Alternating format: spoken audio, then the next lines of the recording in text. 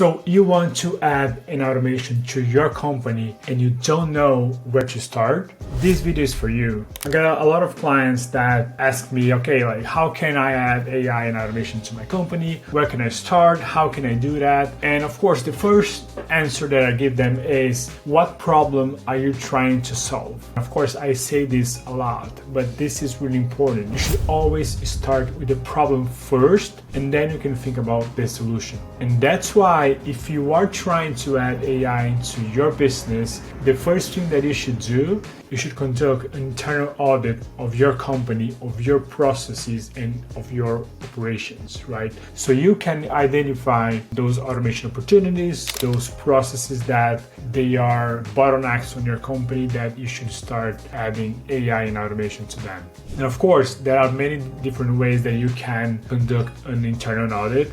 We have our own AI automation audit methodology to do that, but you can start by doing yourself in your company, right? So the first thing that you should do, you should start by interviewing your key team members, okay, from different departments, and that's really important. So let's say that you have finance, you have HR, marketing, you have sales, customer service. So it's important for you to start identifying all the different tasks and processes that all your team members are spending time on, right? Especially the ones that are very time consuming and that they have to repeat those processes, they have to do very often, right? So you need to understand the frequency, you need to understand what tools they are using for each task, for each process, what are the expected outcomes of each process, right? And who are involved in each process, okay? What are the different team members that need to be involved on each process? So you need to start by identifying and understanding more about the individual processes that are running on your company. So then you're gonna have a list of all those different processes. Right here we have our own what's called 60 process model analysis, where we evaluate the 60 different elements of each process. So we evaluate team, tag, tasks, time, takeaway. Again, you need to have a full understanding of each process there, so then you can start seeing, okay, like, is this a bottleneck? Is this something that I can do with AI?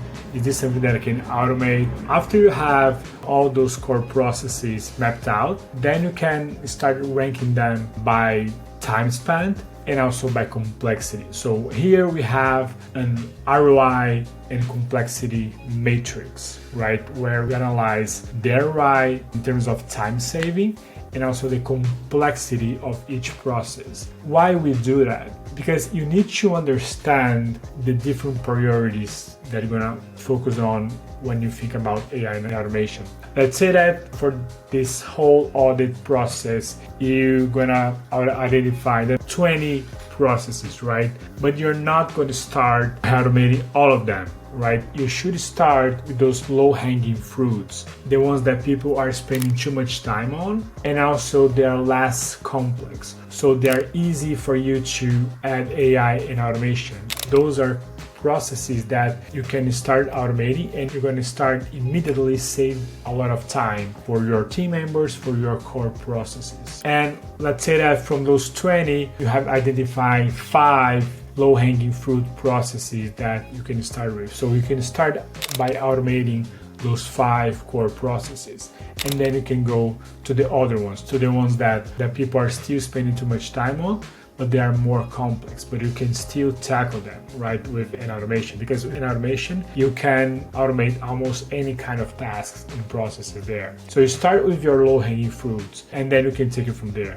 You're gonna see that once you start automating those first processes, you're gonna start seeing all those time savings on your operations. Then you're gonna start thinking about, okay, like I need to do more. I need to automate all the other ones as well, and that's very, very common. And that's the goal, of course, of the audit. And one nice thing about the audit is you're gonna have a full map of your core processes of your company and also how your operations are happening on a day-to-day basis. So we're going to identify those core processes by people, by department, and that's important.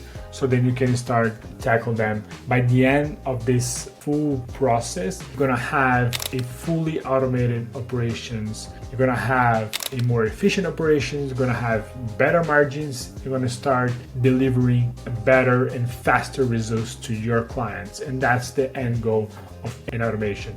Again, don't start with the solution, start with the problem. Start by identifying your current bottlenecks, because I'm sure there are bottlenecks on your company today. I'm sure that there are bottlenecks that maybe you don't even know about, right? So that's why start with the internal audit, and that's going to be really important to your company and also to your team members. Of course, if you need help for this process, just click on the link down below so we can get on a call and I can show you how our AI automation audit process works and what kind of output we get from this full process. Thank you.